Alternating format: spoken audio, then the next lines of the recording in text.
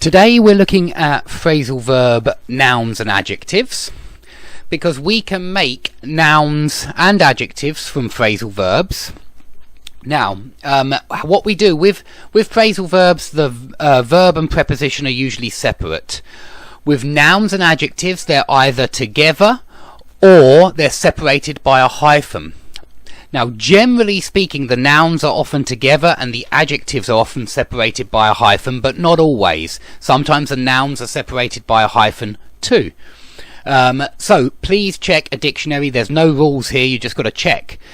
Also, sometimes the nouns and adjectives are inverted. So bring someone up, we have to invert it to make the noun upbringing. And come out, but outcome, and put someone off, or off-putting. So sometimes they're inverted, but sometimes they're not. Drawback, a drawback. Fall out with someone, the fallout. Okay, so again, you've got to check a dictionary, and there may not be a noun or adjective connected to the phrasal verb. There isn't always. Okay, so let's look at some of the ones we've got on the board. I'm going to do more lessons on this because there are plenty more that I can think of, but there's no way I can get them all in one lesson.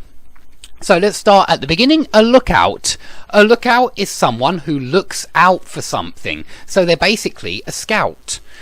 It will be another word for it, a scout.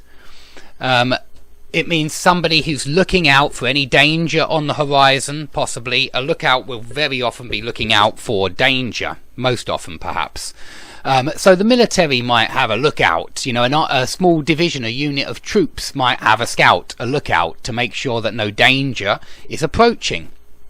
Okay, a blow-up would be an enlarged picture. If you have a blow-up of something, it's an enlarged picture of something.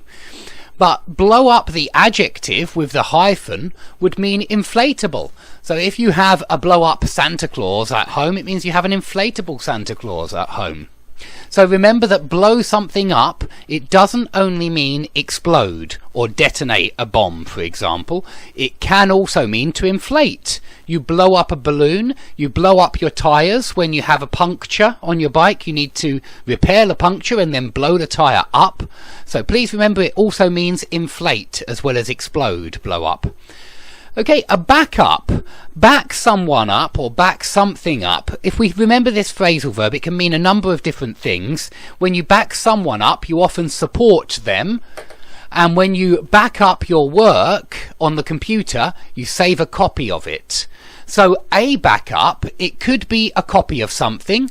So I have a backup of all of the work that I've saved on the computer, and it's all saved on a hard drive. My backup is on my hard drive and on another computer as well, just in case. So a backup is often also a reserve copy. You can even have someone as a backup if they are waiting in reserve to be used instead of another person. So you might have, if you're a football team, you might have a backup goalkeeper. Yeah, someone who is there ready to act if the first goalkeeper isn't there. So yeah, you could also use it as an adjective, and here it would be no hyphen, and it means an extra or supporting person, and they're kind of different, I must admit. Yeah, if you have a backup goalkeeper, it means you have an extra one who's ready to take over in the event that the first man isn't able to. He can fill in for the first guy. But if you have someone who's singing backup vocals, they're singing supporting vocals. Okay, so if you have a backup plan, it's an extra plan in case the first plan doesn't work, also known as a fail-safe.